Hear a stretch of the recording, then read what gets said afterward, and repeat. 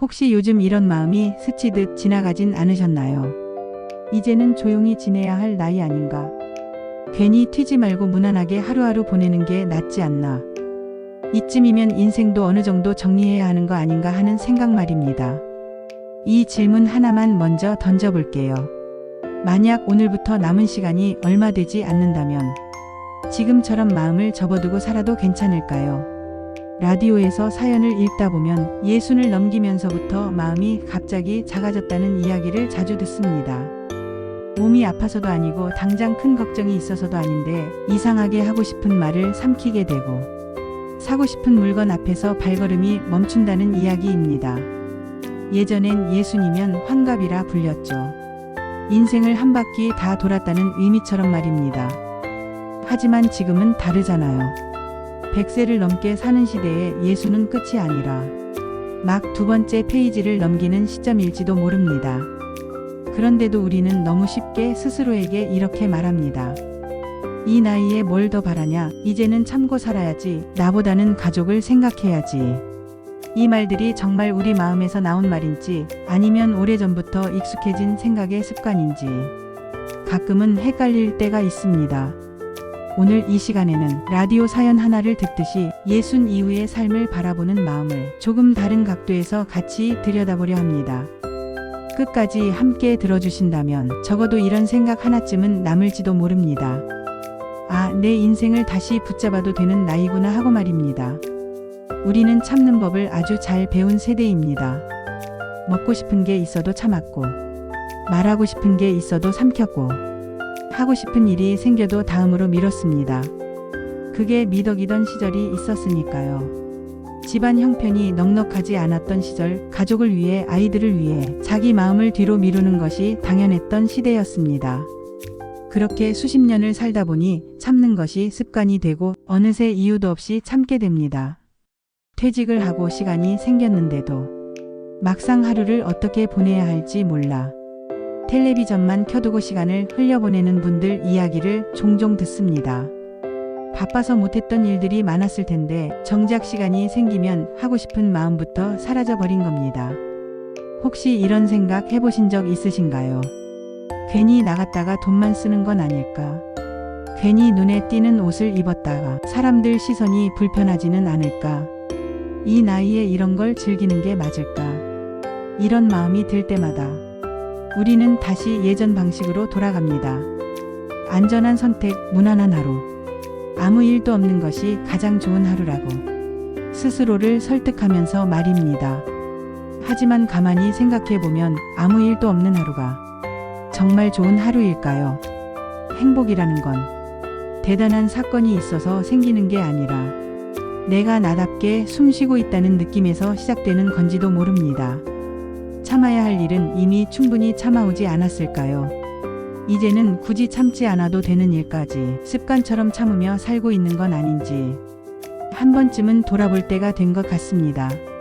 노후 이야기를 하면 대부분 돈 얘기부터 나옵니다.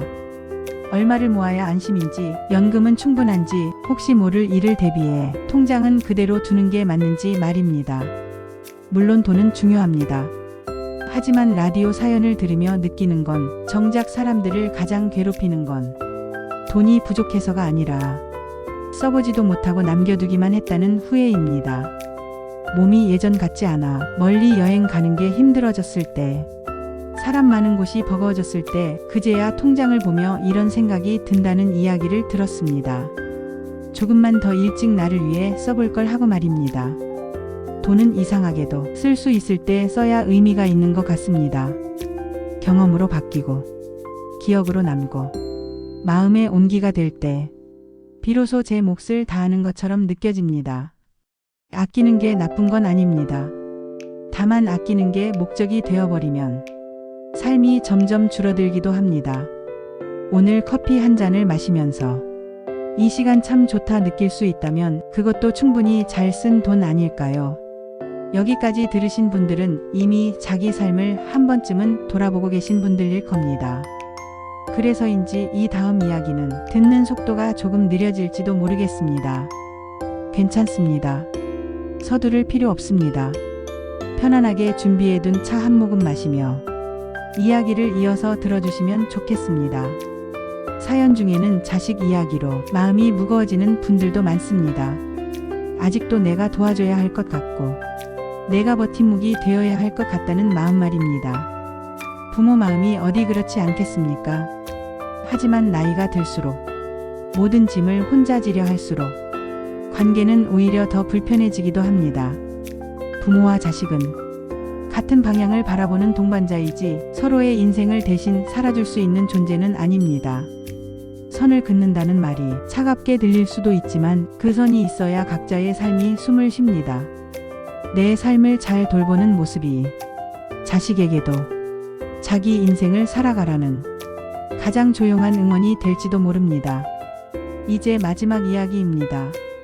예순 이후의 삶은 줄어드는 시간이라기보다 비워낼 수 있는 시간에 가깝다는 생각이 듭니다. 남의 시선, 괜히 해야 할 것 같은 일들, 이미 충분히 증명해온 역할들 말입니다. 그걸 하나씩 내려놓을수록 내가 좋아하는 것들이 조금씩 다시 보이기 시작합니다. 빠르지 않아도 괜찮고 완벽하지 않아도 괜찮습니다. 중간에 쉬어가도 되고 가끔은 방향을 바꿔도 됩니다. 이 나이에 다시 내 인생을 잡아도 되는 이유는 단 하나입니다. 아직 끝나지 않았기 때문입니다. 라디오를 끄기 전 이 질문 하나만 마음에 남겨보셨으면 합니다. 오늘 하루 나를 조금이라도 기쁘게 한 게 있었는지 말입니다.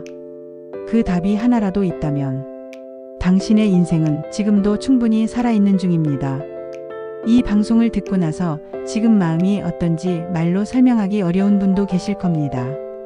괜찮습니다. 요즘 가장 자주 드는 생각 하나만 댓글에 남겨주셔도 됩니다. 정리되지 않은 말이어도 괜찮고 중간에 끊겨도 괜찮습니다.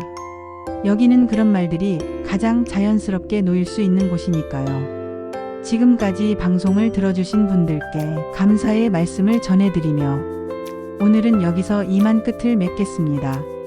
감사합니다.